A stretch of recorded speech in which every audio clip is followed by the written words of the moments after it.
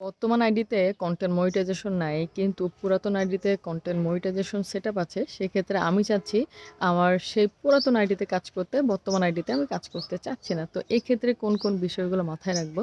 তো আমি সর্বপ্রথম বলি, আপনার সবচেয়ে গুরুত্বপূর্ণ বিষয় হচ্ছে Facebook এর ব্যাংক অ্যাকাউন্ট সেটআপ।